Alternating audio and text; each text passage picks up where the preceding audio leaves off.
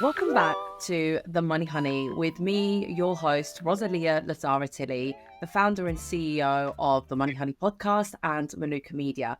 And I have to keep squeezing this in here. I'm going to keep saying it because it still doesn't feel real, but I am a newfound author, #1 best-selling author on Amazon. So if you have not yet got your hands on this best-selling book, then please head over to Amazon. It's called Social Media Guide for Mortgage Brokers, How to Grow Your Brand on Social Media. And of course, for those listening, it's not just for mortgage brokers. I've got so many people outside of that title reading it. Obviously, I've got IFAs, protection advisors. I've even got as far as administrators within the mortgage industry that are reading it, and also completely outside of the sector. So I've got like HR professionals, and I've got people in property reading it. So it is so relevant and applicable to so many industries. It's just that obviously from a marketing perspective, those who are marketing fanatics, you'll know that it's really, really important to niche down because it obviously attracts a certain audience. So my audience predominantly is, the mortgage industry and financial services. But yes, so many people can actually use this book and adapt it and use it to their industry. So yes, thank you everyone again for your support. But today we're going to be touching on another well and true Money Honey topic, right? And this is one that is certainly something that I see around in the industry, because predominantly we see financial services as or have seen in the past, financial services being a male trade or a male industry, right? A male dominated industry. But what happens when a husband and wife join forces and start a business together? How do you retain your own identity? How do you feel important, and how do you feel like you are bringing and carrying your own value and your own weight in the business relationship as well as outside of business as well? So we're going to be touching on that topic, and we've got a very, very brave money honey who has put herself on in this spotlight to talk about what it's like to run a business with a husband and what it's like to actually just not be known or labeled anymore as the wife. What does that feel like? How do you actually build a career, build a name for yourself that isn't the wife? I am so excited to jump into this topic with, you know her, you love her. I know you all love her because you've seen her on LinkedIn. I love her. And the longest chat we've ever had was in the toilets, because, that's where networking happens. I went to a networking event, which I think was very in keeping with the topic today. It was Women in Finance. It was a Women's Recognition Awards by Financial Reporter. Off I go to the bathroom, like, babe, I'll be back in a minute, because my husband got invited to that show for that event this time around. And I didn't come out for like half an hour. He was like, oh my God, what are you girls doing now? I'm like, we just talked like for a very long time. So that's the first time I had the pleasure of meeting the wonderful Lisa Stones, the operations director of Mortgage First. Lisa, are you with me?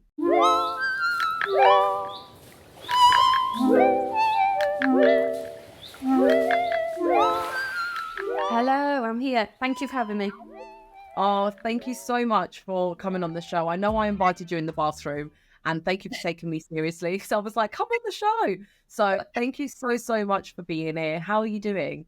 Yeah, really good. It's a busy week because it's end of month. So it's a commission run here at Mortgage First. So always very, very busy. And obviously we've got lots of advisors. So we need to make sure all the statements are correct. So yeah, busy week for me this week.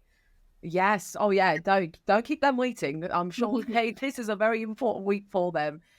So Lisa, I've just been reading about your background and how you started out. I mean, something completely different to mortgages. I think you came from the fashion industry, right? Fashion marketing. You worked for household names like Topshop and Topman.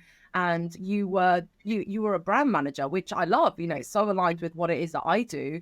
But then you ended up being in mortgages. How did that happen? Tell us a bit about your trajectory and your career path. So university, studied fashion marketing, really interested, but in the business side of fashion. I was interested in sort of buying, and I work for Topshop as a 16-year-old Saturday girl in Chesterfield, in my hometown, and just sort of worked my way up. And I suppose looking at the careers then within fashion, a lot of them was focused in London, and I am a home girl, in Derbyshire. So I then looked to do the management course and went into the brand manager role. So I ended up in the large stores in Nottingham and Derby. Absolutely loved it. But then really randomly, I was at a wedding, bumped into somebody from school, and they said to me, I thought you'd be a wedding planner or something by now. And something just dropped. I thought, oh, okay, I like the sound of that. So I started my own wedding planning company in 2008, I think it was.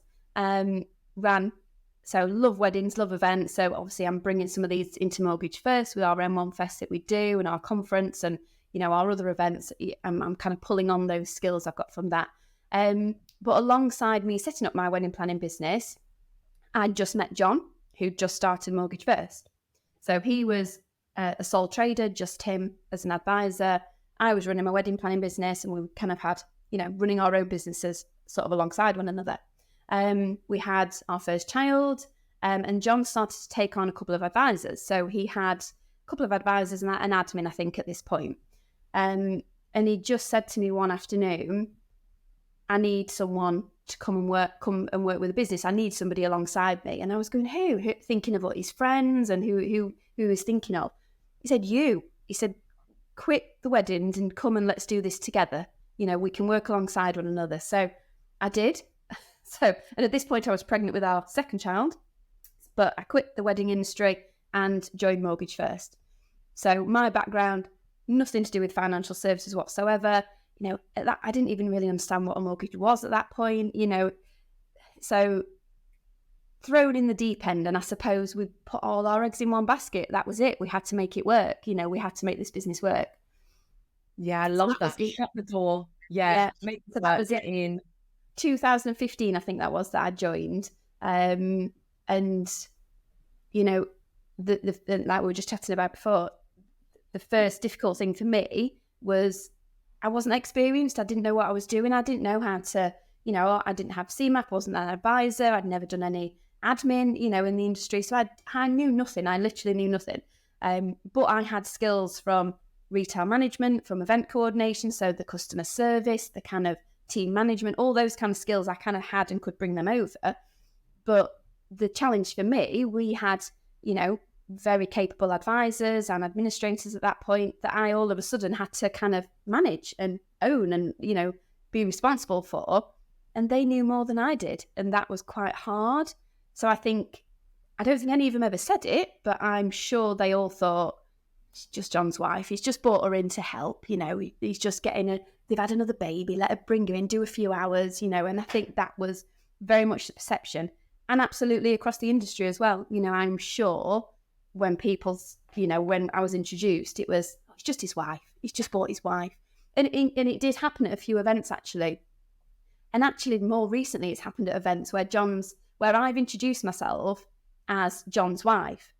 And John's almost told me off after and said, don't do that, introduce you as you. Because those people then just think, he's just brought his wife along for the night. He says, no, you are just as important in this firm as I am, so introduce yourself as you. Don't tell them, they don't need to know that. So yeah, he told me off because I said, oh, I'm John's wife. And they went, oh, and I think somebody responded saying, oh, it's lovely that he brings you to these events. And Joe was like, you've gone wrong there. You needed to tell them who you are. So, but that took a while, and I needed to build my confidence. I needed to prove what I could bring to the table. So that took years, to prove what I could do and what I could bring to Mortgage First. So, but yes, 9 years in now I've been here. So I do know a little bit more about mortgages now. What did you have to do to build that credibility and that brand for yourself as Lisa Stone's Operations Director at Mortgages First and remove the John's wife label? So I think it was, I needed to focus on what I could do. There was no point me trying to understand how to place a mortgage, how to process a mortgage from an administration point of view, because that wasn't going to be my role in the business. So there's no point me trying to do that. but I had to understand it enough to sort of, be a voice in the meetings and be a voice within the team. So I did have to learn, but my focus was on what are the things I could do. So it's the organisation, it's the structure, it's the behind the scenes, it's the people management, so I focused on all of the things that I know I could do and I could be good at. And then I think people could start to see my value and what I were bringing to the table then, and that I could organise a half decent party. So I think they all quite like that. So, it was focusing on me and what I could do and not worrying about the things I couldn't do. And I think John and I often say this, that I think being a good leader, it's about being honest. You can't be good at everything. You can't know everything and be good at everything. So you have to be able to admit what you're not good at and have people around you that are good at the things that you're not. And I think I learned that quite quickly, and I was okay with that I don't know how to do that. I don't know how to do that, but I can do all of this. And that's what I focused on. And I think then bit by bit, I kind of built that credibility within the firm, in amongst the advisors. But it probably wasn't actually until Paul Lewis joined a few years ago. Obviously, Paul Lewis, he's well known across LinkedIn as well. He's local, and we got to know him. And part of his job as sort of the head of growth at the time was to grow our brand. And he said, "It's you and John. I want to push you and John. That's what this company is. It's a family-run business. This is what makes us unique, is you two." So it was him that kind of gave me more of a push and started to push me into the spotlight a little bit more, when maybe I had hid, I suppose, and just sort of gone, I don't want to put myself out there because I don't know that part of the industry. I can't confidently talk about products and criteria because that's not what I do. So I maybe nervous about putting myself out there, but Paul pushed me and gave me a kick up the bum, and I think then it's just gone to another level now. I think for both John and I, we've kind of had that push because it's just us. We're not overly confident people really, and sometimes you need someone behind you to say, you're really good at what you do, and you've built something really good. So be proud of it, and and go and talk about it. So, yeah, that's kind of where he's given us that push to where we are today, I think. And what does that look like when you say that push? Because I already knew of you guys before Paul Lewis joined Mortgage First. I already knew who you were, and I already knew, I guess in my mind, I already thought the brand was John and Lisa, and I knew the empire you were building and the team that you had. I could clearly see that with the few interactions that we did have. So what changed? What did you have to start doing and stop doing in order to take it to that next level? I think it was just being visible at the front. So, when we have our conference, our annual conference for our advisors, I open the conference. I am the first voice that people hear on stage. So I open it up and I talk about the year we've had, and I look back at, the people that have joined us and how the year's gone, and then I hand over to John. So it's little things like that I'm there, I'm visible. And it's putting myself forward, or Paul putting me forward for awards and different events. So speaking at events and, taking part in podcasts, that was something I'd never done before, because I thought, what can I talk about? What are people going to be interested in me? But again, it's that push of do it. Everybody, no matter who you are in the industry, has got something to talk about. Everyone's got a career journey. Everybody's got things they struggle with. Everyone's got things they enjoy. So just talk about it, and I think once I'd done my first podcast, I was like, oh, okay, it's just chatting and I can chat, so I'll be fine.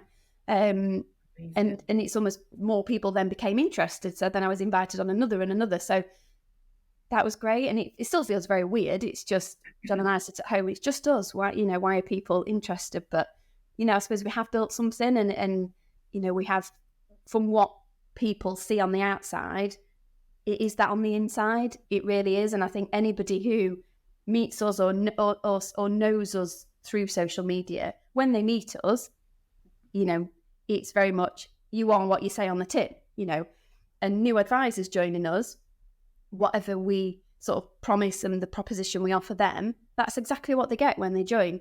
And, they often say that even on day one, oh, everybody's lovely, it's great, so the support's there. So, I think it's just, we are what we are and we're true, what people see.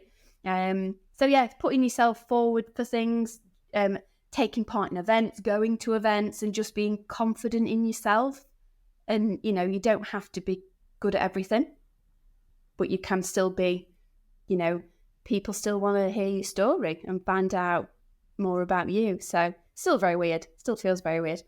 It does, doesn't it? I mean, it still feels weird. Like yesterday I was at an event where it was not industry specific, and that's where it starts getting weird, where I appreciate now after 3 years when I go to an industry event, I understand that there comes a certain level of, let's say, fame in the very the cringiest way, because I don't want to be famous. But what I'm saying is when I walk into an industry event like you, John, Paul, like people know who we are. But it's starting to get weird now when I go to non-industry events. So like yesterday I was at an entrepreneur and business event, and there's about 400 delegates there from all walks of life. Like literally I can't even see my own friends in the room because I can't even, there's just so many people. And literally someone came up to me and they're like, oh, Miss Manuka Honey Media, something like that. And I was like, yeah, it was so weird, like random. She was like, yeah, I heard you speak at another gig and I saw you speaking there. And then what are the chances? Like literally, this is so spooky. This is how powerful social media is. So I wanted to sit on the end of a row rather than the middle. I hate sitting like the middle and then you have to like push past people to get there. So I was sitting right at the end, which is not really the best for networking because you're almost on your own. But I was like, I need to make a quick dash in and out and I don't want to, So I sat at the end. And so obviously there's only one seat next to me that is available to be sat next to me, right? And then that's it. Everyone else is sat together. So so this guy came but left a space for his wife. And he was like, oh, my wife's going to sit there, but I'm going to sit here just in case you think like you smell or something and I'm not sitting next to you. I was like, oh, yeah, no worries. Anyway, his wife came over and she was like, oh, hi, we introduced each other. And then, anyway, long story short, they're in property. I was like, oh, I work in that space a lot. And she was like, oh, can I follow you? I'll go on Instagram to give her my details and to get her details. And she's already following me. Right, so she already on you.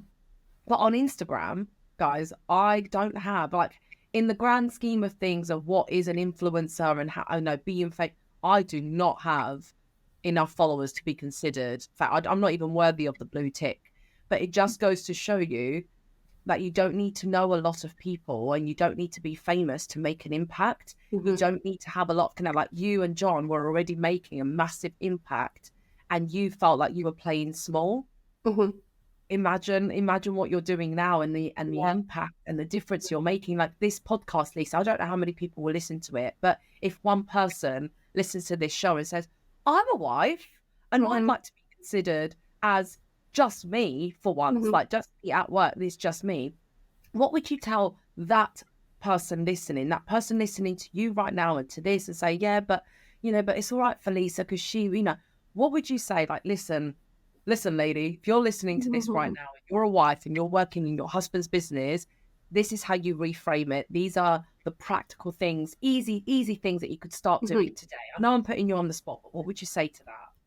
So I suppose, like I said, it's what are your strengths? What can you bring to the table and really, really focus on that? So for me, it was, something I was really passionate about was young people and the apprenticeship scheme that we offer. So I've really focused on that because I can do that.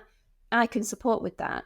And then it's led to me writing a lesson for schools and delivering a lesson about mortgages to school children that's really grown legs, and we're delivering it across Derbyshire to loads of different schools, and more of our team are involved. So, and I've sort of carved out that for me. John, he actually said the other day, I need to come and watch you do a lesson because I've never seen you do it. But that's kind of my baby. So I took something that's just mine, and then I can talk about that, and I can talk about it till I'm blue in the face because it's what I do, but I'm still part of the business. And I think the key is, working as a team. It is a team. You've got to have that respect. And, that's where John and I work well because we do have that mutual respect for each other, and we know what each other's good at, we know what each other's bad at, and we know the times in which we need to step in and support one another. So John knows this week it's commission week, so he knows he needs to not even ask, he just makes the tea, or he'll put the kids in the shower. He knows I'm going to be busy this week. And then I'll know there'll be periods when I need to step up and think he needs my support this week.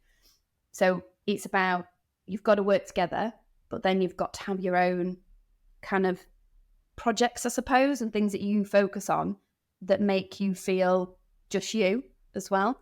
So that's kind of what I've done with the schools thing, and lots of the charity stuff that we do with Paul and the events. So that's kind of my bag, as well as all the other operational stuff that I manage, the payroll, the HR, all the kind of behind the scenes stuff. But so yeah, it's kind of carving out, think about what you're good at, what your skills are, and really focus on that and carve out a little area that's just for you, that you can be proud of, that, it's not just John's done this and I've helped. It's kind of, this is mine, I've done this is my project and I've seen it through and I've delivered this, and this is my passion. But then we're absolutely still a team, and we come together and we run the company together. And I suppose it's just being confident and not introducing yourself as so-and-so's wife. You need to introduce yourself. So, like I say, it was John that picked up on that and said, did you see what that lady said to you in response to that? Because she just thinks you've just come with me, and she doesn't know that you are someone in your own right. So that I've learned that. So now I introduce myself as me. First of all, shout out to John, who's not on this podcast today. And we don't just, we don't just interview women. We have interviewed men on the show because they need to be part of the conversation as well. And they are our champions too. And there are so many men out there like John, beautiful example right there, who says, no, you're not just my wife. You need to introduce yourself and be who you are as a person. There are so many men and leaders like that who have built a phenomenal business with a balance of both men and women, because they want everyone to have their own individual identity and own their own truth and their own power within the team. So shout out to John. If only we could have more bosses, not like he's your boss, but as in when I was in that industry, it would have been great in the early days. I mean, in my time in financial services, I had amazing managers and leaders who did see me as, no, Ros, you're not a female BDM. You're a BDM. You're a BDM for us, and that's it. You go out there and you own your own territory. And in fact, most of the time, there was more women than there were men BDMs in the first place. So we had a mixture of female and male managers. But I'm talking about the early formative years, like the early days when I started out in construction, recruitment, and how I was seen as a woman. Yeah. That was leading me down a different path, and that could have gone a very different way into what I thought my worth was. And I'm just glad I met, people that then changed that for me, and that helped me see who I truly was. And that's still a learning, that's still an ongoing project. Like, you don't just wake up one day and you're like, oh yeah, I'm not John's wife, I am my own person. But you've had to do things. Actually, at the time, I didn't almost realise it. I think it's only looking back now that thinking, yeah, people must have just thought of me in that way. I didn't really think about it at the time. I was just getting on doing the job. But now thinking back, some of the early advisors that joined us must have thought, what is she trying to tell me what to do, or trying to do, because she didn't know what she's talking about, and I suppose I didn't really think about it at the time. But I think another great thing of being a husband and wife team is that we do have that male-female view. So we've got a nice 50-50 view on a female's perspective, a male's perspective, and we can make decisions. We often debate about different things, and, we do aim for that 50-50 split team. And I think we do have more women than men at the minute, but only just more. So, we want that balance, and we want that balance across all departments as well. We don't just want male advisors and female administrators, which is often the case.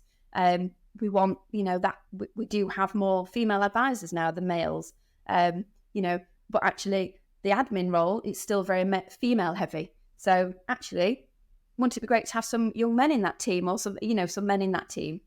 That'd be brilliant. So that, we're always conscious of that, and we're really passionate about promoting within the firm. And actually, all our recent promotions within the firm have all been females that are stepping up into senior roles in the firm, which is absolutely brilliant. And it's not intentional that they're females; it's just how it's happening. So that's great. Really sort of empowering those women to say, "Look, ladies, I can do it." And I've done, even doing things like this. The team will often say, "Oh, you're brave doing that." Or John and I went and presented at the Mortgage and Protection event in Birmingham. And they're all, the team saying, "Oh, wow, I could never do that. Could never stand on stage." But, we're honest in one saying we're nervous. We get nervous, but you've just got to do these things. You've just got to step out your comfort zone and just go for it. I mean, what's the worst that can go wrong?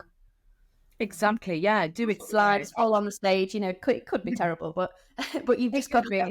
It could be a total disaster.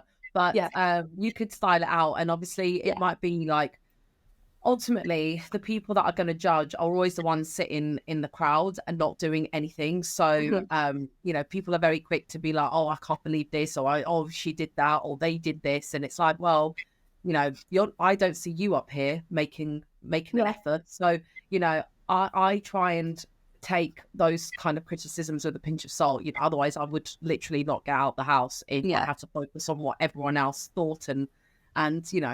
So honestly, I'd love to get to know a little bit more into this kind of husband and wife business dynamic. I never saw you guys as leaning on, I never saw you as John's wife, which is really interesting. When you came on the show, that you said that has been part of your journey, it's had to, get rid of that identity and come out with your own.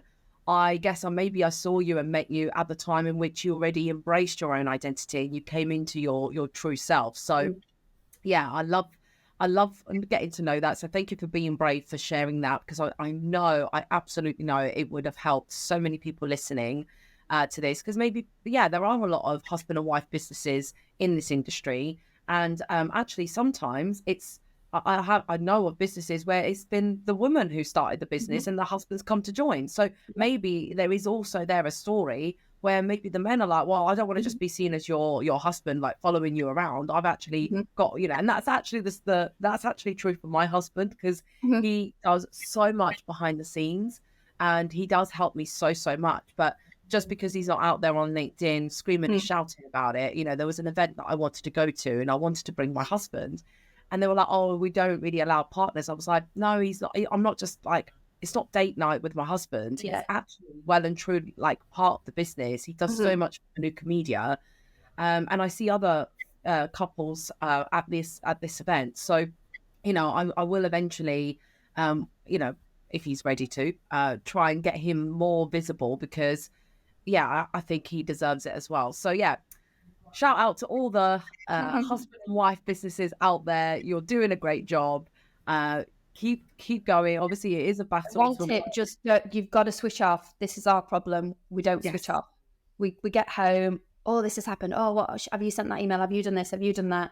A bottle of wine later, the kids are in bed, and we've not had any dinner, and we're still talking work. So we do have to force ourselves to put our phones down. So.